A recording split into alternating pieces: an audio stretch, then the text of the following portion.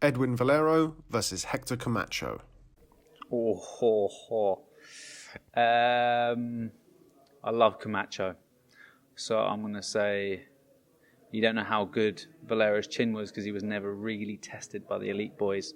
You got to go with quality and who was tested more. So I'd say Camacho. I don't know whether it would be points, but I'd say Camacho. Felix Trinidad versus Manny Pacquiao. Trinidad could really whack. Pacquiao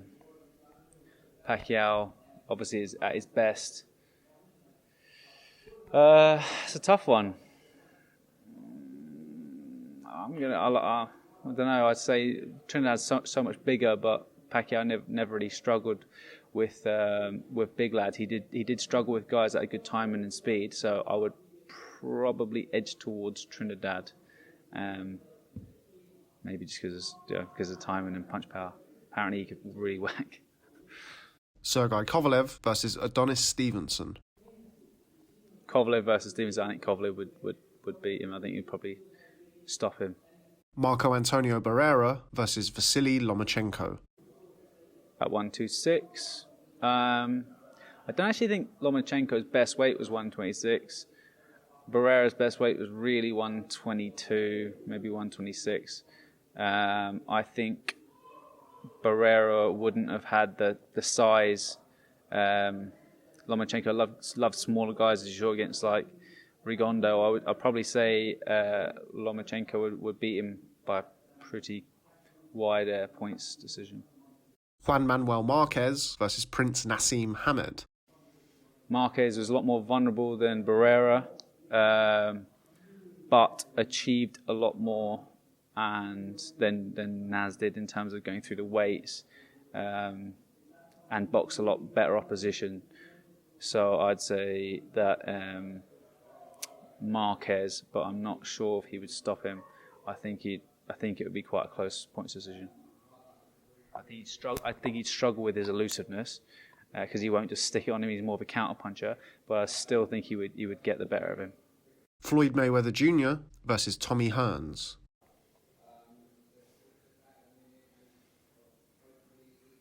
You know what we were saying about Tommy Hearns is one of my favourite fighters. So, but then again, maybe it was so hard to hit. I don't know, a prime one. I think Hearns would have beat him. Huh? No, he wouldn't have stopped it. I don't think he would have had the ability to. I mean, look, he definitely would have had the ability to knock him out, but I don't think he would have been able to find it. I just think. I don't know. I mean, it's such a hard one to call. You can't say who's going to outpoint Mayweather, but I'm going to go with it just because I'm just annoying like that.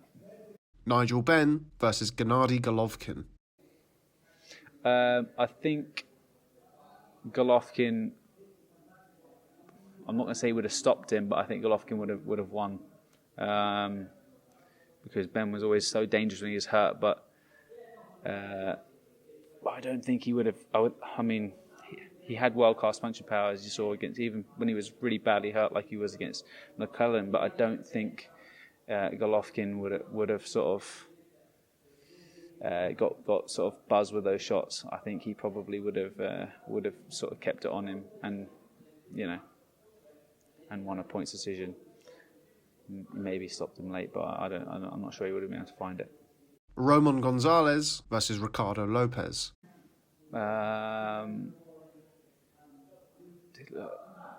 Lopez, what weight did Lopez go to?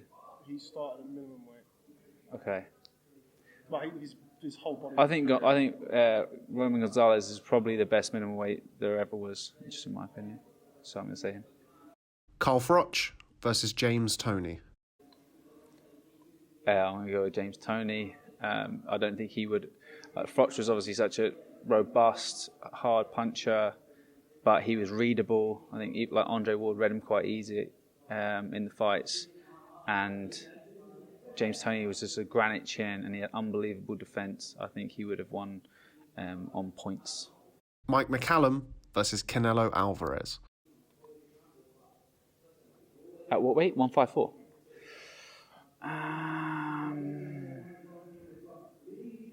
once again, I don't think Canelo was at his best at 154. You saw against Lara, he was, he just maybe he didn't have the energy down there. I know he's so small, but I think that weight didn't suit him. I think he was better at 160 and 168. I know, so I'm going to say McCallum.